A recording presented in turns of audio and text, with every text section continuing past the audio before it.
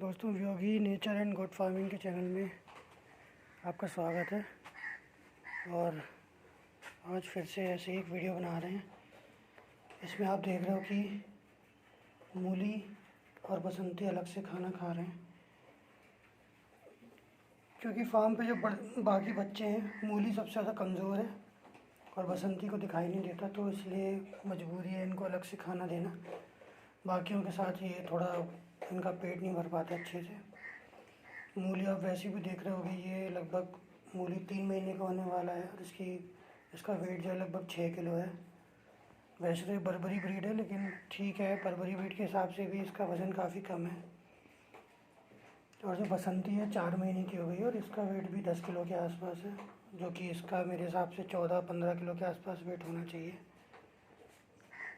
तो इसलिए ज़रूरी है कि आप जो कमज़ोर बच्चे हैं उनको अलग से खाना दें। ये हमारी सिम्मी, इसका क्या चौथा दिन है। ये काफ़ी एक्टिव होती आ रही है धीरे धीरे। बच्चे की हेल्थ का पता उसकी शाइन से चल जाता है। उसकी बॉडी पे आप देखो, बिल्कुल शाइन ऐसी रहनी चाहिए। इट मीन्स इसकी हेल्थ अच्छी है।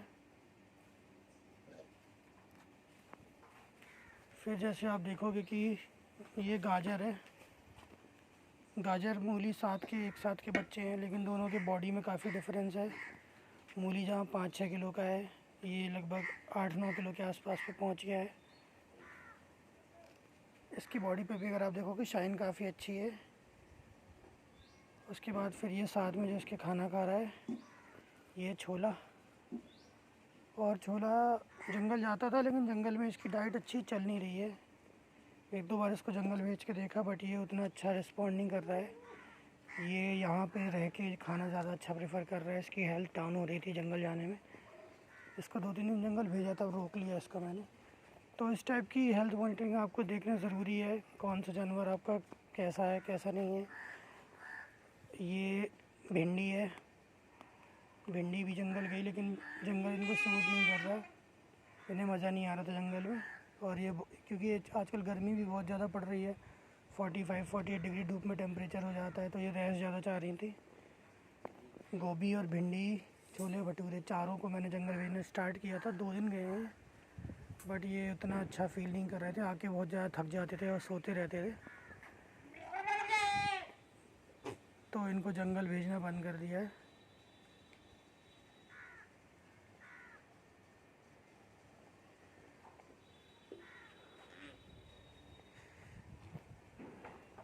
इधर पे आप देखोगे तो सिंघम है।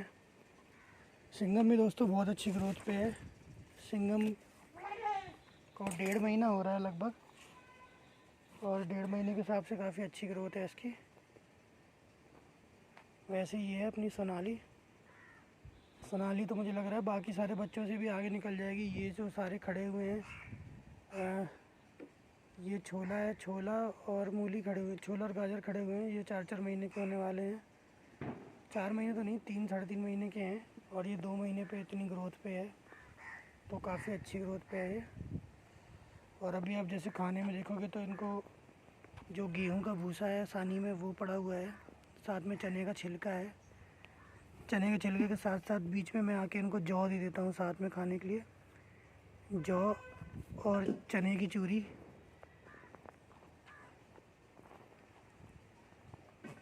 तो डाइट का आपको ध्यान रखने की ज़रूरत है। अभी लगभग दोपहर का 2 बज रहा है।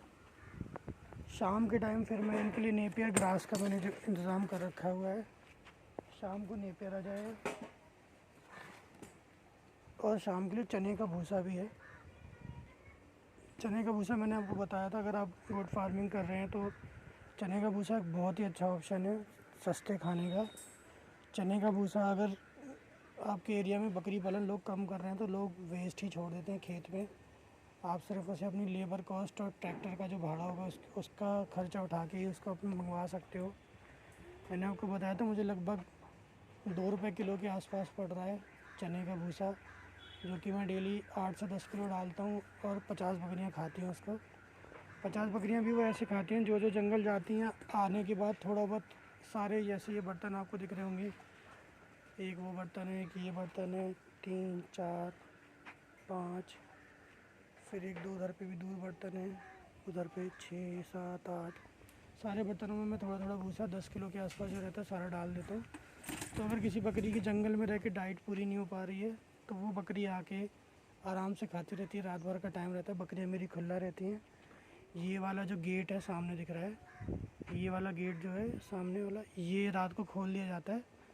तो इतना शेड जगह है, अगर बाई चांस, क्योंकि ये बारिश का सीज़न चल रहा है, अगर बारिश होती है तो बकरियाँ 50 बकरियों के लिए इतना शेड काफ़ी है, कवर हो जाता है। उसके बाद भी अगर किसी बकरी को लगता है कि अंदर जाने की ज़रूरत है तो ये वाला गेट खुला रहता है। तो अंदर भी यहाँ पे लगभग 100 बकरियों की जगह है। तो बकरियाँ यहाँ चली जाती हैं इस वाले रूम में।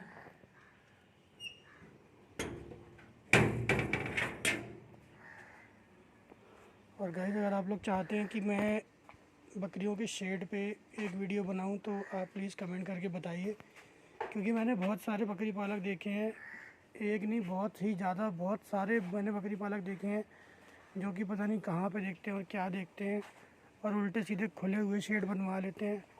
आप शेड ये सोच के मत बनवाइए सिर्फ कि आपको गर्मी काटनी है। आप ये सोच के शेड बनवाइए कि वही शेड आपका बरसात में भी काम आ सके, वही शेड आपका ठंड में भी काम आ सके। बहुत सारे बड़े बड़े मैंने यूट्यूब चैनल्स में देखा हुआ है कि जिनके काफ़ी ज़्यादा सब्सक्राइबर्स फॉलोअर्स टाइप हैं, लोगों के शेड कवर कर रहे होते हैं। वो शेड आप देखो कि पूरा खुला हुआ शेड होता है, जो कि गर्मी के लिए तो बहुत अच्छा है, लेकिन जब ठंड आती है तो जो ऐसे शेड होते हैं जो कि बहुत ज़्यादा ओपन शेड होते हैं, उनको फिर ये लोग पन्नी से या इस टाइप की पॉलीथीन से कवर करते हैं, जैसे ब्लैक वाली दिख रही है। और गाइस, अगर ठंड ज़्यादा है तो ये बहुत ही मुश्किल काम होता है ठंड में बचाना बकरियों को। जो लोग पन्नी वन्नी लगा के, पॉलीथीन लगा के अपने शेड को कवर कर लेते हैं, वो सिर्फ आधा टेम्परेचर ही कवर कर पाते हैं। जब ठंड पड़ती है 17 डिग्री, 18 डिग्री, 14 डिग्री वाली ठंड, उसमें आपकी बकरियां ज़रूर मरेंगी अगर आपका शेड खुला बनवा रखा है आपने। आपको अगर शेड बनवाना है, आप बंद शेड बनवाइए, मल्टीपल रूम्स बनवाइए। ये नहीं कि एक खुला शेड बड़ा सा बनवा दिया है।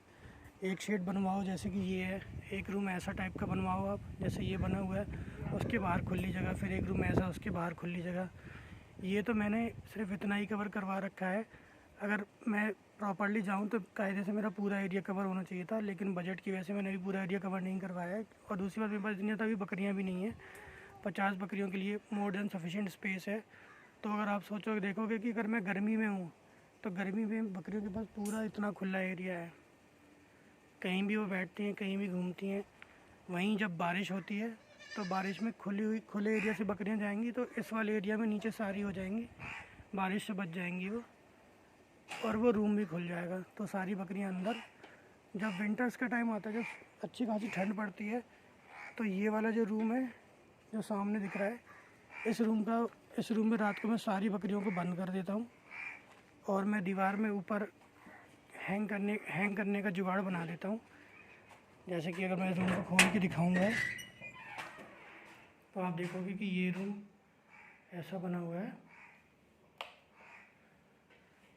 तो ये रूम जितना है, ये लगभग 20 फुट का इसकी लेंथ है और 10 फुट की इसकी चौड़ाई है। ऐसा वेंटिलेशन है इसमें, यहाँ से गर्मियों में अगर बकरी अंदर आना चाहती है तो अंदर आती है, बारिश में भी आ जाती है। एक फ़ैन लगवा रखा है मैंने। बकरियों को पंखे की इतनी ज़रूरत नहीं होती, लेकिन अगर आप छोटी जगह पे ज़्यादा जानवर को कर रहे हो, हट चट बाहर चल, जाओ बाहर, यहाँ तुम्हारा कुछ नहीं है अभी खाने का। तो अगर आप कम एरिया में ज़्यादा जानवरों को रखना चाहते हो तो आप पंखा लगवा लो ताकि वेंटिलेशन बना रहे। हट।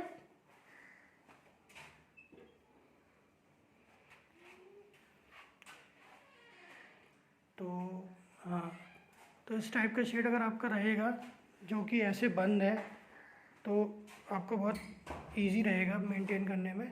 सर्दियों में आप सारी बकरियों को अंदर बंद रखो, ये 60-70 बकरियों के लिए सफिशिएंट है, तो यहाँ आपको कोई दिक्कत नहीं होगी। ये सामने वाला जो वॉल का जो वेंटिलेशन है इसको आप बंद कर दो, ये वाली जो खिड़की दिख रही है इसको आप बंद कर दो। यहाँ पे एक बल्ब लगाओ बढ़िया सा पीला वाला, येलो बल्ब 100-200 वाट वाला, और ये अच्छा खासा गर्म रहेगा। तो आप ऐसे मैनेज करो। आप बारिश का मौसम है, इस गेट को आप खुला छोड़ दो, रात को बकरियाँ अंदर जाना चाहें तो अंदर रहें, वरना इस कवर वाले शेड के में रहेंगी बकरियाँ।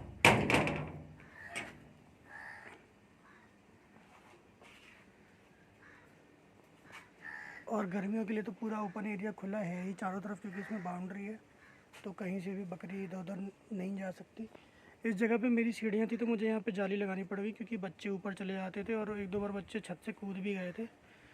तो ये सब चीज़ें ध्यान रखनी पड़ती हैं। बकरियाँ आप सोचोगे कि दिमाग नहीं चलाती, लेकिन बकरियाँ बहुत दिमाग चलाती हैं, और उनकी बेवकूफ़ी से आपको कुछ ना कुछ सीखने को मिलेगा कि अच्छा बकरी ने ऐसी हरकत करी तो मुझे ये करवाना पड़ेगा, शेड में बकरी ने ऐसी हरकत करी तो मुझे ये करवाना पड़ेगा। तो बेसिकली ये वीडियो इसीलिए ही था। एक तो डाइट हो गई कि कमज़ोर बच्चों को अलग से खिलाना चाहिए, जो कि मैंने आपको दिखाया था, कमज़ोर बच्चे अलग से खा रहे थे, ये मूलिया बाहर निकल के आ गया है। दूसरी बात यह है कि डाइट में ये सुबह की सानी रहती है, मैं एक बार दिन में सानी बनवाता हूँ, वही सानी दोपहर तक बच जाती है। बची हुई सानी में फिर से मैं दाना मिक्स कर देता हूँ। सुबह इसमें जौ का आटा रहता है और सरसों की खली रहती है, तो इन्हें जितना खाना होता है ये खाते हैं। बचा हुआ जो इनकी सानी होती है उसमें दोपहर के टाइम या शाम के टाइम में आके दाना मिक्स कर देता हूँ, तो उसी चीज़ में इनके दाना भी हो जाता है कवर, तो ये दाना भी खा लेते हैं। और शाम के टाइम इनको मैं नेपियर देता हूँ, कभी नेपियर मिल जाती है, कभी बरसीन मिल जाती है, तो इस टाइम पे नेपियर की अवेलेबिलिटी ज़्यादा होती है। शाम को बकरियाँ नेपियर खाएंगी, साथ में चने का भूसा खाएंगी। और इस वीडियो में हमने शेड भी कवर किया हुआ है थोड़ा बहुत, जिससे कि आपको एक आइडिया हो जाए। अगर आप बकरी पालन चालू कर रहे हो तो आप बहुत ही ध्यान रखें, शेड, अच्छा शेड और ऑल वेदर शेड होना बहुत ही ज़रूरी होता है।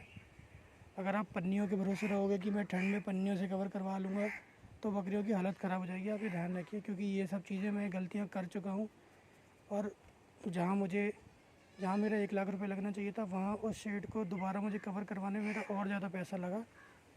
तो अगर आप लोग कोई भी ये वीडियो देख रहा है और बकरी पालन करना चाहता है, ऑलरेडी कर रहा है, तो आप कोशिश कीजिए कि इस टाइप का कॉन्सेप्ट सबसे बेस्ट कॉन्सेप्ट होता है कि एक बंद कमरा है, उसके आगे खुली जगह है, तो इसमें आपको कभी भी प्रॉब्लम नहीं होगी। ये मल्टीपर्पज़ रहेगा, ऑल वेदर ये काम करेगा। दोस्तों, चैनल पे अपना प्यार ऐसे ही बनाए रखिए।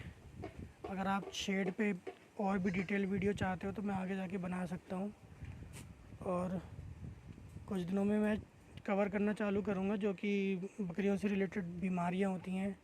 छोटे बच्चे खाना बंद कर देते हैं या उनको दस्त आ रहे होते हैं, लूज़ मोशन हो रहे होते हैं, इस टाइप की भी मैं वीडियोस कवर करना चालू करूँगा। और मैं वैक्सीनेशन पे भी वीडियो बनाना चाह रहा था, लेकिन मेरे पास जो कैमरा होल्ड करने वाले जो बंदा है, जो लड़का है, वो उतना पढ़ा लिखा नहीं है, तो उसने उस वीडियो को ख़राब कर दिया था। तो आगे जाके मैं अब शायद FMD की वैक्सीन दूंगा बकरियों को, जो कि फर्स्ट वीक ऑफ जुलाई में होगी। तो मैं कोशिश करूंगा कि वो वीडियो शूट करके डालूं कि वैक्सीन कैसे देनी है, क्या उसकी क्वांटिटी होती है, वैक्सीन लगाने का तरीका क्या होता है, सबक्यूटेनियस होती है या इंटरमस्कुलर होती है, ये सारी डिटेल मैं उसमें आपको शेयर करूँगा। थैंक यू गाइस, चैनल पे अपना प्यार बनाए रखिए। बाय।